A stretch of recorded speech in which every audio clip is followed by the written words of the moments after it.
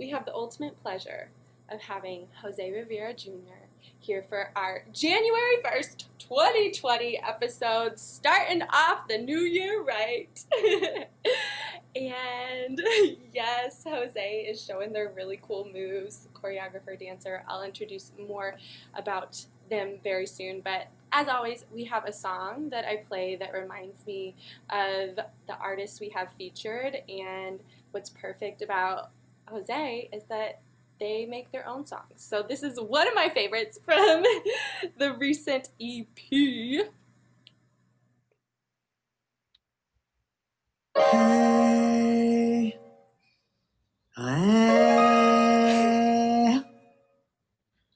hey,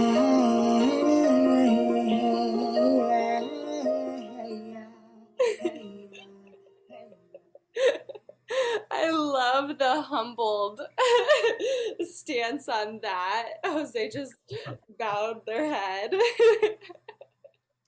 I love that song. That song is called Pop Song, and it is only on the word hey. It's sung only on the word hey. So it's a lot of different pitch voicings of a single silly word about being present. It's absolutely amazing. The visual EP that goes along with it, Jose has this beautiful yellow like colors and all these different angles. It's really, I love it. That's by far my favorite. Yellow is my favorite color too, and it's so simple, but simplicity is something that I'm aiming for in 2021. You know, you can go a far way with that. Do you want to talk a little bit about your inspiration on that one? Yeah, Pop Song started as exactly what it was. It was called Hey Song, and it was a 15-second vocal score that I pitched to my brilliant, talented, experimental psycho friend, Carl Ronneberg. And we sat down in front of a piano for hours on end just singing and playing off of one another, and there's a lot of laughing and a lot of stupidity um, and a lot of beauty in how simple it was that we found to be interesting enough to include as what I consider a vocal interlude on this 6-piece visual audio experience thing that we've called my debut. I love it. That's when the best experiences happen, when it's natural and a lot of laughs and a lot of time being put into it. So, with that being said, let me introduce you and all the time and hard work that you've put into becoming the amazing artist that you are. So, Jose Rivera Jr. is was born in the Bronx, New York, raised in a working class Puerto Rican Italian American family. They started singing at the age of 2, writing at the age of 6, and dancing contemporary and postmodern styles at the age of 18 when accepted into NYU Tisch School of the Arts on a full ride MLK Junior Merit Scholarship. Yes, that twirl. Jose's versatility in creating, directing, and performing has reinforced their status of one of New York's most hardworking and emergent young artists. Jose says that they create and fight for things that matter. All bodies of all shapes, colors, and abilities will move, sing, dance, create freely. Some press that Jose has appeared on includes NPR, All Things Considered, The Advocate, to name a few. And so we are so fortunate that they are taking the time to come on Dance Tips Daily and share their knowledge with us today. Jose, did I do your bio justice? Is there anything that I'm missing? It's so funny to have it like read aloud because it's surreal that all these things are reality, and it's like exactly as I say. Like I just want everybody to feel beautiful because they are, and I want people to move and dance and sing however makes them feel really good, Mm-hmm. and because they should feel really good. And it feels like such a simple concept, especially in like such a political or rather politicized moment as we're in. Mhm. Um, that feels more important than ever to hear those words. So thank you for having me on. Of course. And for anyone who hasn't had the pleasure of seeing your shows, I've been fortunate enough to be casted as a dancer performer in one of Jose's shows, and exactly what he just said right now. The cast was so diverse, so amazing. And when I first auditioned, I saw on a casting call of LQQ or LQQK the musical, and I'm like, oh, okay, musicals. I'm good, jazz, kickball change, da da da da. And I was in for such a pleasant surprise because what ended up being is that I booked my first immersive show, and your your choreography not only like it felt so good to do, but I felt like I could be playful for the first time. And moving to New York, I was like so serious, like so diligent, like technique like on my leg. And so this was the first time where like one of our dress rehearsals was actually in Union Square. So, we had a dance off with like random people there, and you're fearless and you take all these different risks. And not only do you create an experience that the dancers feel comfortable being themselves in, but I think you give the audience the space to feel like whoever they want to be that night or whatever they want to celebrate. And that's amazing. So, with that being said, can you share a bit about like one of the first shows that you made in this immersive way and maybe some influences that went into it? Sure. Um, I started making live theater pieces around 8 years ago. I was 20. Um, and I decided to make these like really bombastic, loud, lively experiences because I was sick of watching theater that was having a great experience inside of itself. And Mm-hmm. we were like over here, Mm-hmm. like sitting like very properly. And like we were cued when to clap, we were cued when to laugh. Um, there was an obvious joke thrown our way so that we had permission to do and feel what was expected of us in that moment.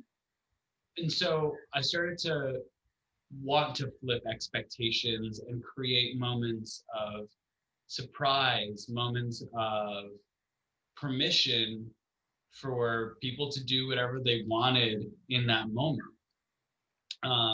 Whether that was laugh or yell at me or throw a beer at me or like get up and dance with us in that choreography.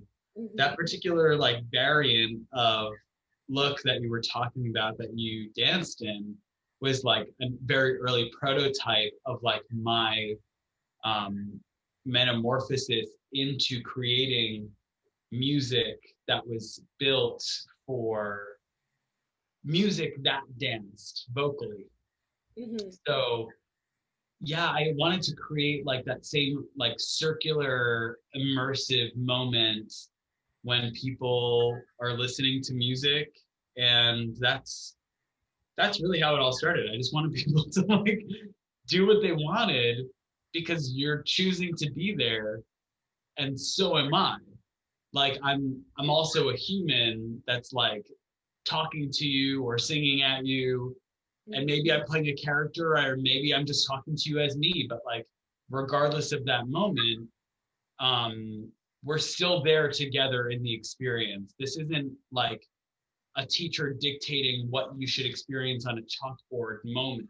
Mm-hmm. And um and that's really what I wanted to build. Mm-hmm. I know within storytelling too that a lot of times they say your readers don't want to be spoon fed or your listeners don't want to be spoon fed. And I feel like that's you give the space for them to have their own interpretations without, like what you were saying, like slapstick, like this is where we clap, this is where we laugh, ha ha ha. There's just so much room for freedom there, but still there's structure. So I think it's the perfect balance. Now, New York is really well known for being experimental and immersive and dynamic in different arts. Is there maybe a show that inspired you, or is there an artist that you've seen who kind of pushed that envelope as well that inspired you to start creating your music and shows in this way?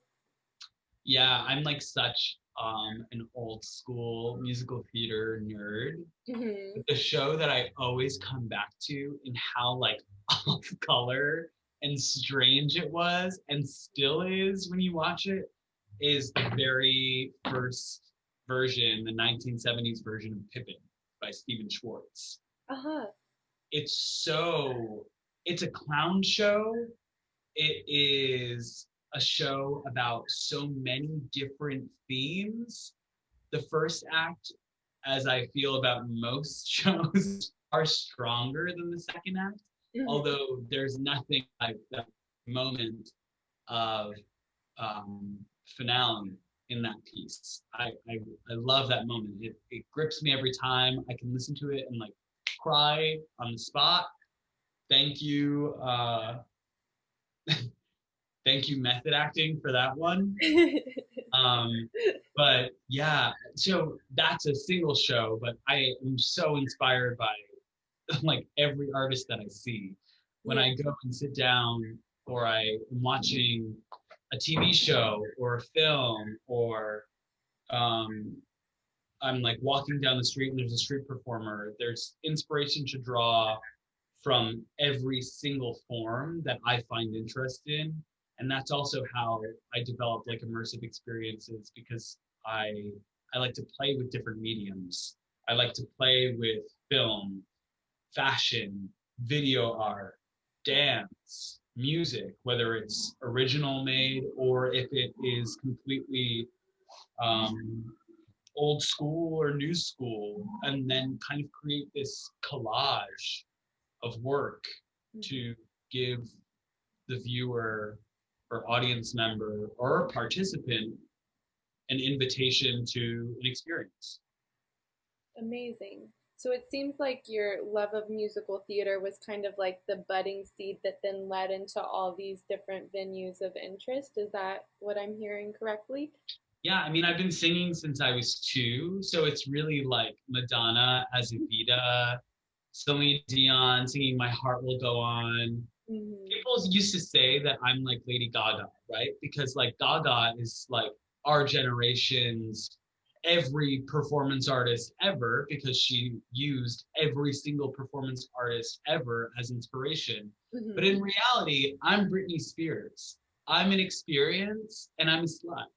So I like to have my fun and I like you to have your fun. And it could be just that surface level. Hmm. But for me, when I'm building, there's narrative in there too. And that's where I diverge from Brittany. Got it. I love those analogies. And Not that Brittany is a slut. Brittany is the sexiest, most powerful, beautiful pop star ever. I love Brit. I love a good Brit moment. I know it's what I grew up on. Um, Absolutely. Still watching her Instagram videos of all these dance moves she still I I can't. So speaking of icons, essentially, like we had, Britney Spears, like sort of these like heteronormative, really like sexy stories being told to us. We didn't really, at least to my knowledge, have like a non-binary queer performer who had a major platform, or created one for themselves. And I'm curious if like I'm so proud of you for being who you are and putting what you do out there, because I know the next generation of artists are there's plenty of people who are like, "Oh, like I'm like this and this is what I can relate to and I feel more comfortable now making my art."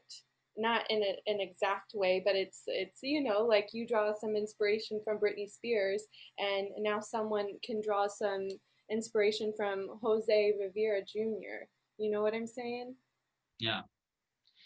And that's like honestly the I'm less worried about legacy than I am about carving space, because I do think that like, really was of interest to me. I really love creating community and creating spaces that are like for people.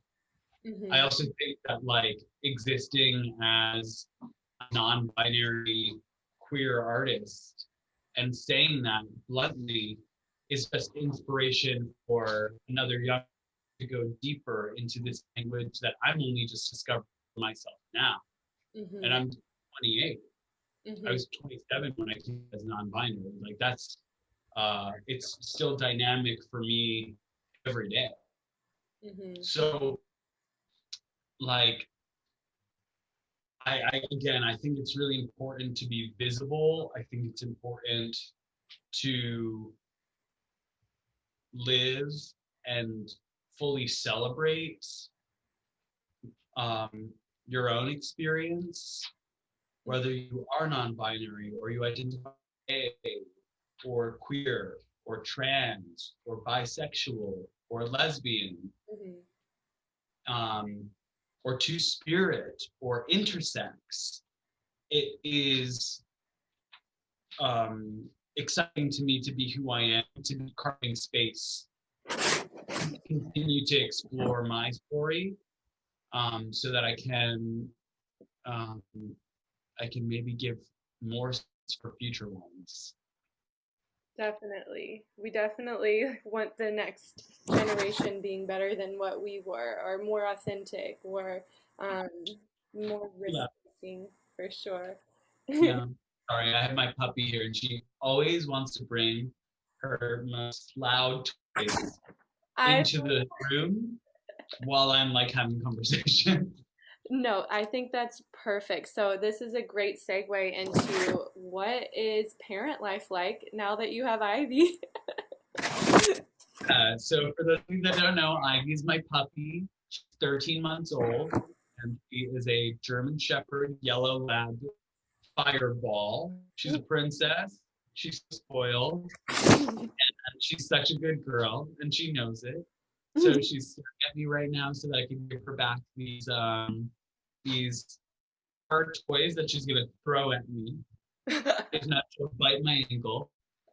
And it has been the ultimate gift and ultimate learning experience to um, raise a beautiful being. Talk to me in English. So it's a lot of communication, Mhm. and um, yeah, she's so fun. She's incredibly social. I say I'm a social butterfly. She's like a social animal. She can like meet any, be the happiest dog ever.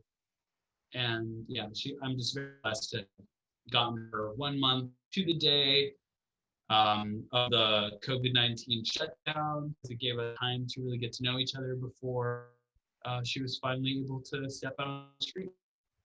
Oh, we don't deserve dogs. Seriously. They're just the No, best. I love hearing you talk about her too. Like you just sound like there's so much love and like responsibility there. I know they certainly change a person once you become their human that they rely on, you know? yeah. And that was like a big deal because I mean, I don't even know that I was this responsible for myself. And I'm type 1 diabetic. I got to take care of my shit. But like, I, yeah, I have to really care for her. My schedule is now balanced to really care for both of us. But in the beginning, you know, she's a puppy, she's a baby. She needs me there. She Yeah, needs love. She needs attention. She needs to run. right. Ivy's a runner. She needs to like dart. That is a perfect segue. I did want to talk about diabetes. This is a recent thing for you within the last year, correct? Not now. Sorry. She's still trying to get the heart. No, you're good. Down for 5 seconds. Yeah, I got diagnosed 3 years ago on Christmas Eve. It is, and for it was a really big lifestyle shift. I feel like now it's just part of my everyday. Yeah. I'm now on an insulin pump that is a game changer. Before I was doing like pen injections for any diabetics listening, but now I'm on a pump and it's like, wow, I barely think about this. This is the best invention ever. Of all chronic illnesses to have in 2020, this is the one to have. Well, it's good that you have that. And in regards to like taking care of yourself, it's already a task to do within New York just to do laundry, just to like feed yourself and have the time in between things. How has this changed you as an artist? Like, has it like, are you still feeling like full, or do you have to turn off at certain times to like make sure that you're healthy and good to go? I feel like when I first got diagnosed, I turned off for like a solid 8 months, and Mhm. then I came back to life like maybe 9 years into that. 9 months into that. I was like, wait, 9 years? It's like, wait, Not wait, wait, wait, wait. adding up. I mean, don't eat the tree. Don't eat the tree. Come here. So, um, yeah, I really had moments where I was like, I cannot do anything right now, or I can only like give this much energy. Right. And now I'm like, oh my God, no, I'm totally fine. I'm totally fine. I went swimming before this, Oh, wow. and I did a bar class before I swam. And before that, I worked for 8 hours. And before that, I woke up at 5 a.m. and walked my dog Yeah. for an hour and a half. So, like, yeah, I feel like more balanced, actually, more aligned. Uh-huh. I was like having trouble sleeping. Actually, today, this is so weird that we're talking about this. I was thinking about like how my heart used to race. Uh-huh. And before I could never understand why my like heart would just start like pulsing super fast. But it's because I had undiagnosed type 1 diabetes and I would drink, um, I would have like a drink with a ton of sugar in it, drink the whole thing with espresso in it nonetheless. So like the caffeine on top of the sugar. And then I would just feel my blood sugar rise, but I didn't have language or an understanding of my physicality around that at the time. So like, yeah, just even today, the difference in having that same beverage, having that same moment of walking down the street and feeling my energy just kind of stay stable, Mhm. um, was, yeah, it just shows that it's all a learning experience. Every day changes my perspective on it. Totally. And your day that you just talked about that you had today is like huge. It's like a superhuman. Like not your average person even does that who doesn't have diabetes. So claps on the back for you. Um, such a New Yorker, definitely with that schedule. And you teach bar method classes, correct? So you do need to be high energy. When you're the teacher, you're the leader.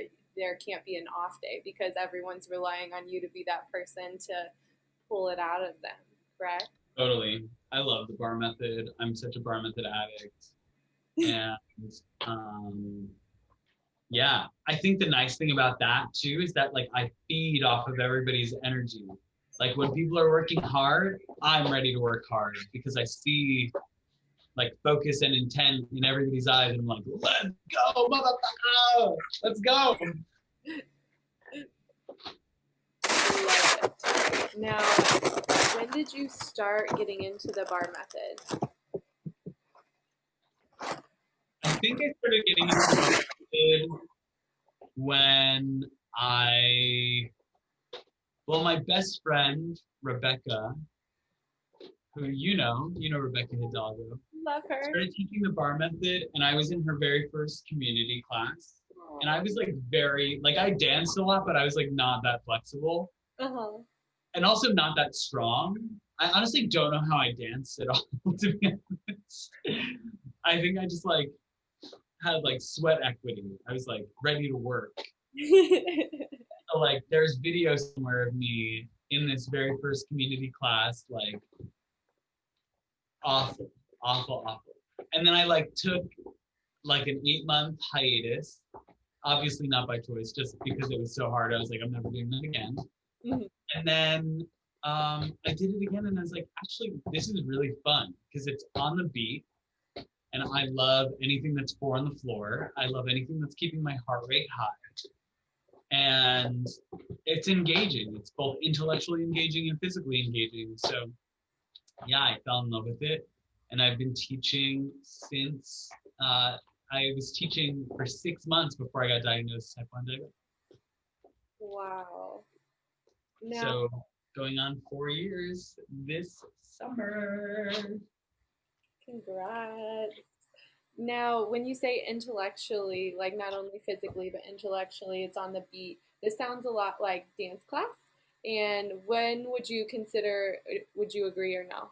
Before I ask another question. Yeah, I totally agree that it's on the beat. Okay. And when did you take your first dance class? Was it whenever you were at Tisch, or were you introduced to it earlier on? Yeah, I took my first dance class while I was at Tisch, and it was like a movement class for actors, and it was used as a means. It was kind of like, have you ever done, maybe this is like too personal question, but have you ever done that like version of therapy, and I mean like mental health therapy, that is like dance therapy, and you like dance through some trauma? I have not done that yet. I've like in front of people. I've like done it for myself at home. Yeah, for sure. But yeah, that would be is so vulnerable for me. I Yeah. commend you if you've done that.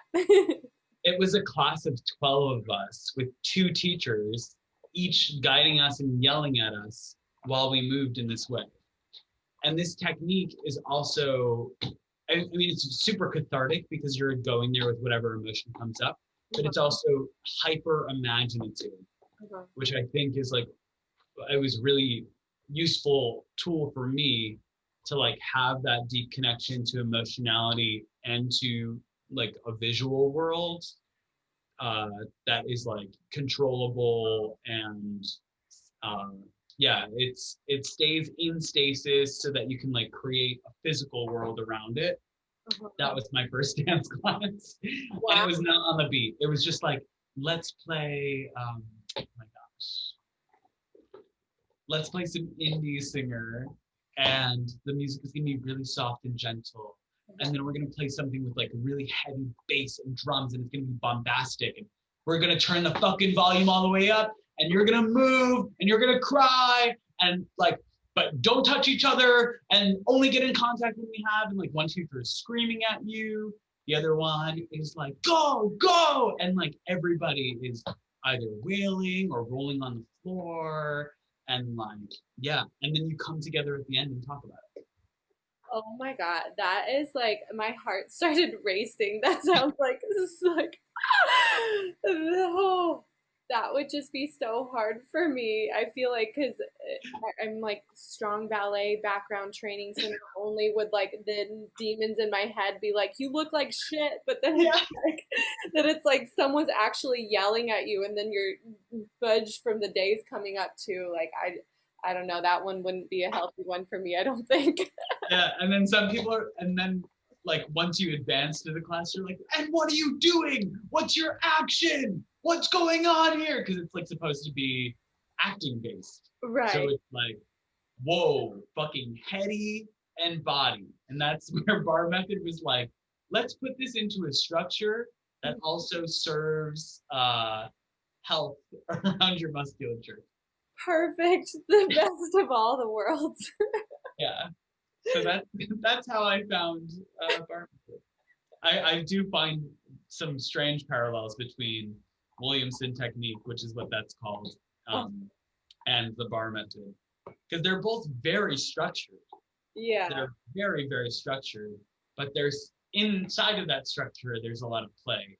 But it's not like the structure of ballet, not even contemporary ballet, because that is pure form. Uh-huh. that you're not even thinking about musculature always. You're often just thinking about how to execute a shape. Right. Getting on your leg, hold it for the gods. Yes. um, Jete, jete, jete, exactly. All song, fute, fute, and Russians. Russians, and if you don't have 10 of them in a row, you're cut. exactly. Yes. It's horrifying. Um, so is there a dance teacher, even if it's in the acting based technique that you talked about too, that um, always sticks out in your mind or that you are grateful for? I'm not going to say because it's problematic. Naturally. It's not like problematic in like a no, it's problematic. I'll say who it is. All right, I'll say who I love it is. it. Yeah, because then like problematic is such a loaded word, and there's so many things that are problematic right now that it's like, whoa, is it this person who did that? Right. No, it's Lorianne Gibson. I love Lorianne. She's a fucking tyrant. She's so evil to some fucking dancers, man. Hmm. But the beauty and the chaos that comes from that woman's mind Hmm. onto the bodies of so many dancers, supporting so many pop artists, so many beautiful, beautiful dances.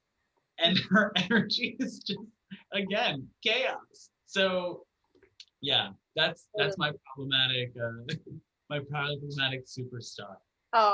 She actually just has a book that she has on pre-order right now too. So it's funny. I've been doing some research on her recently too. So that's so funny that you bring it up today. The law of attraction. Um, Is it like all like a 5 6 boom cat boom cat Something like that. Yeah. like 150 pages? I'm not sure how many pages, but I know it's like there's something punny and cute about it, like find your destiny in steps 1 through 8, or like how Oh, okay. spiritual she is, and Yeah, like spirit warriors, right? That's her like. yeah. When did you train with her? Did Was that with Tish as well? Oh no, I never trained with her. Oh no! Oh, I've been in the room when uh-huh. she was like doing ography and stuff, but no, I was never of that caliber by any means. Like I'm so not technical at all. Like it's just not my background. I can clean technically, Hmm. but I can't build technically and I can't really perform it either. Um, so I think that's why I definitely prefer like ography over dance performance, unless it's like supporting my music, Yeah. When you which say is what I you, found recently. when you say you don't perform technically, Jose, you've been in like freaking stilettos. That's technique to be able to dance in those for your visual EP. So get out of here with that noise. That is Thank technique. you. um, you, Always work to be done. I mean, we all do. Like our work's never done as an artist. Even like after we're gone, I feel like we could still get canceled, like, and still rile up the crowd. So, I Yeah. mean, I feel like you've made it if you've been canceled in someone's mind. Something. Oh my god, we've just been canceled for that. Oh my god. I mean, a hint of jokes, gotta keep Absolutely. it real. I could totally see why you dig Lorian too. Like you have this really nice balance of commercial and like concert like theater work too, and she comes from that background. So She's so theatrical. She loves the icons. She loves the iconic dances, mhm. but she loves to move sometimes around them, sometimes inside of them. And I think that's really exciting to me. I also just think like, yeah, her energy is it's athletic. I like to sweat.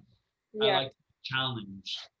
I like to like almost not land it so that I have to just go fully into the next Uh-huh. moment. Yeah. Yeah, she's a risk taker too, just like you. We talked a lot about your fearlessness earlier. Um, and aside from being so talented on the stage, behind the scenes, you're really, really good at marketing and understanding business. I like a funny story. I remember for one of the shows we did, I saw the postcards for the show on the bar and I brought them back to you. Like the Midwest girl in me is like frugal, like, oh my gosh, we need these to promote. And you're like, yeah, no, Danny, I set those on the bar. And I was like, oh, like they think I'm an idiot. um, so, where did you get your business or marketing sense? Was this like a part of your education, or is it just something that you kind of picked up along the way? Fuck if I know. I don't think I had a marketing sense at all. I think I'm just social. I Hmm. think I'm just like very, very social. I think like I grew up a sociopath. So like being able to like talk to people and like share what I'm doing with them is always exciting. Hmm. And then I think, I don't know, like for my thesis at Tisch in undergrad, I had to like have a poster made for my piece. And I Hmm. was like, poster is so dope. I should make little postcards and share them around and like post it so like people come. And it worked. Like it sold out. We like had, I'm not gonna, I'll say it. We had like triple capacity than was allowed one night for my show. Yes. Yeah, and it was like really not like it is not a thing that was okay, obviously, in school because there was like very strict rules about how many people could sit inside of a little black box theater Hmm. and air could comfortably circulate, like not in 2020, but in 2014, yes.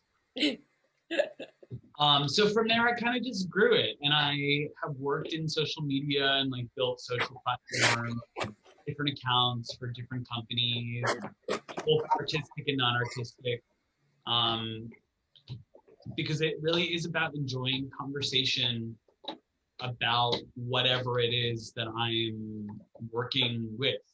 And I don't take on projects that I'm not interested in sharing whatever it is they're doing. And I think that's why I've also worked in so many different like facets Uh-huh. of many different industries because of that, like just joy of like, oh no, I like that thing. I'm gonna talk about it. Perfect. And you have experienced suburb life prior to moving to New York City. So, would you consider whenever you were living in the suburbs that you were just as outgoing and talkative, or was this something that came about once you came to New York? Yeah, I've always been a loud mouth. Yeah. I've always been opinionated.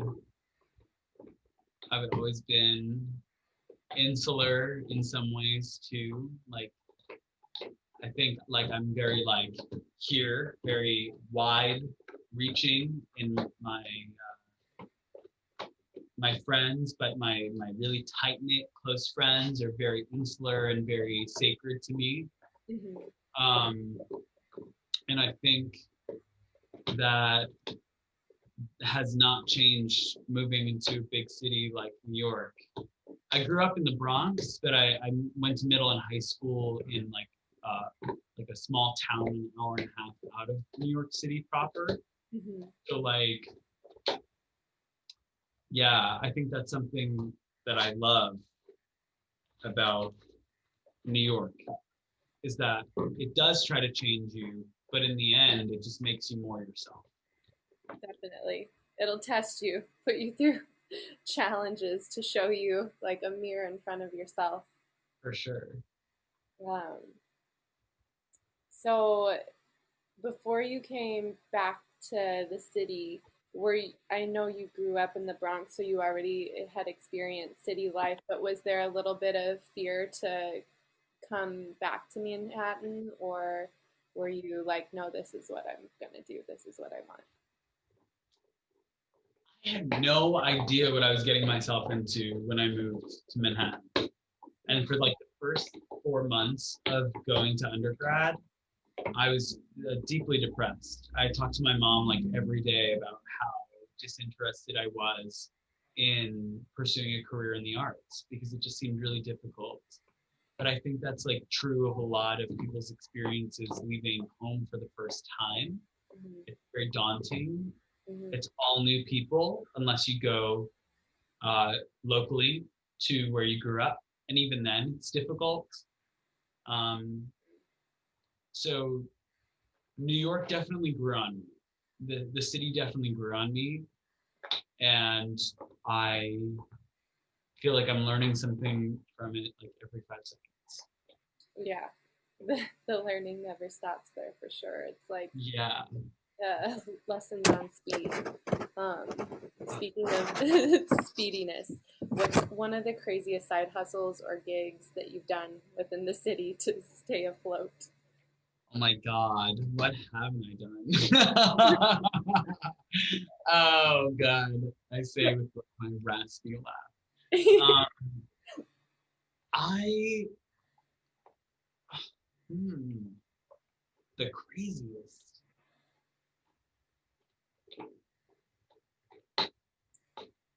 Or a funny story where you found yourself working and you're just like, this is really my gig for the day. um, wow. I am trying to go through the back catalog of how many different gigs I've had. I think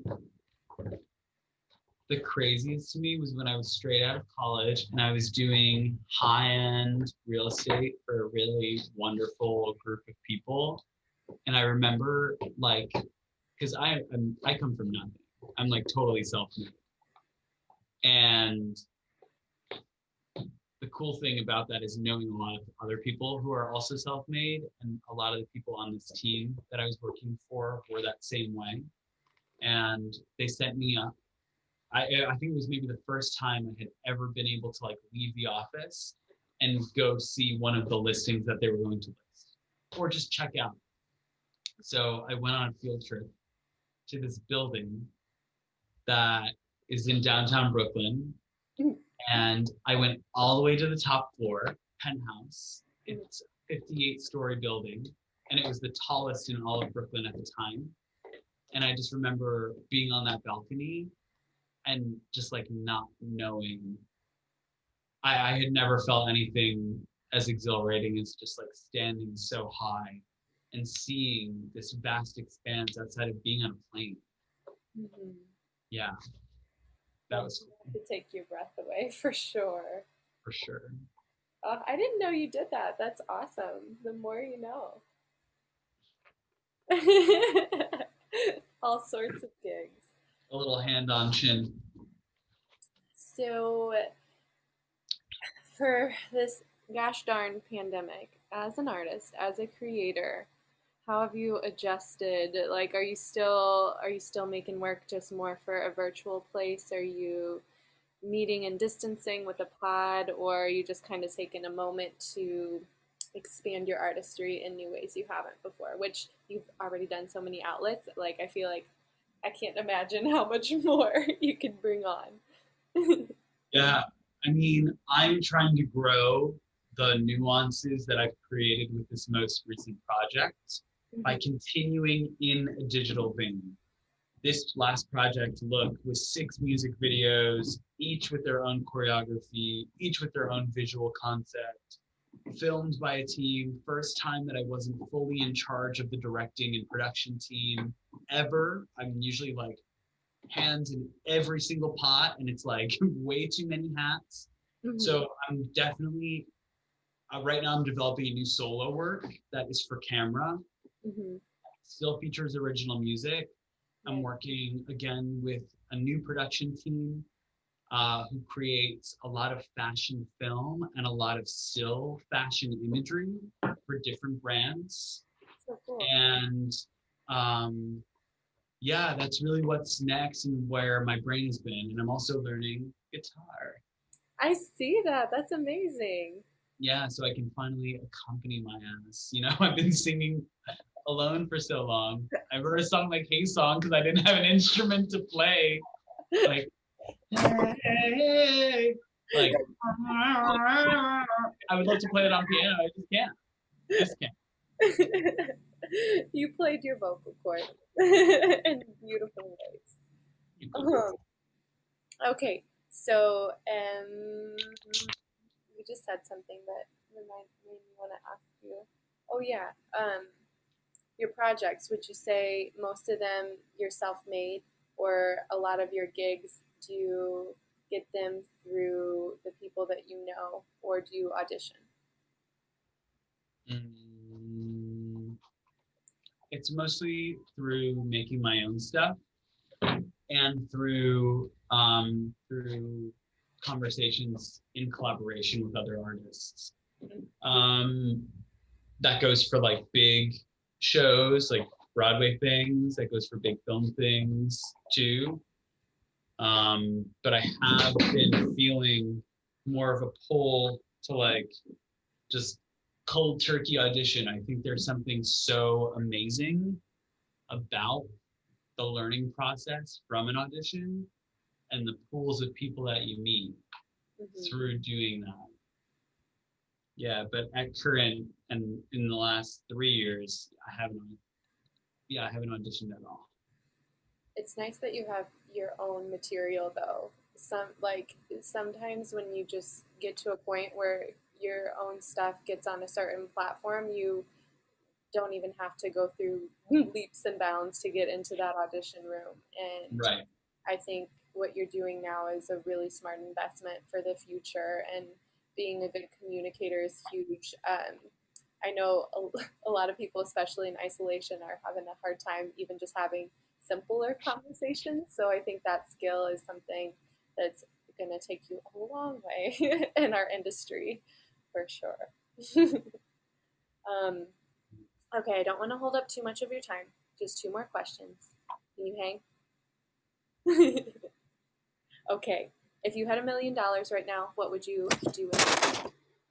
If I had $1 million, do you remember that commercial? That big radio commercial? I feel like on FM radio. Yes. Um, oh my God, if I had $1 million right now, Mhm. okay, well, I would probably invest in property in New York. Wise. Yeah. I'd like use that $1 million to, I wouldn't spend $1 million.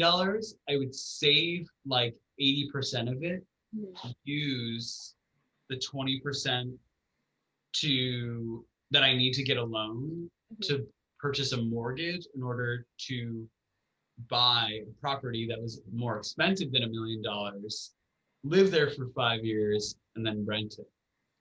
All the logistics. You are wise. You are wise, Jose. Okay, now within one sentence, what would you say to your haters? In one sentence, yeah, bitch, I'm just that fucking nice. Or yeah, bitch, I'm really that fucking nice. Parentheses in earnest. That's really me. I know what you mean. I'm stepping in Yeah. with you stepping in. Like we're both nice people. You're from the Midwest. I'm from the Bronx. I don't know why I'm nice, but I am. Like, it's nice to be fucking nice. Okay, Yes. I agree.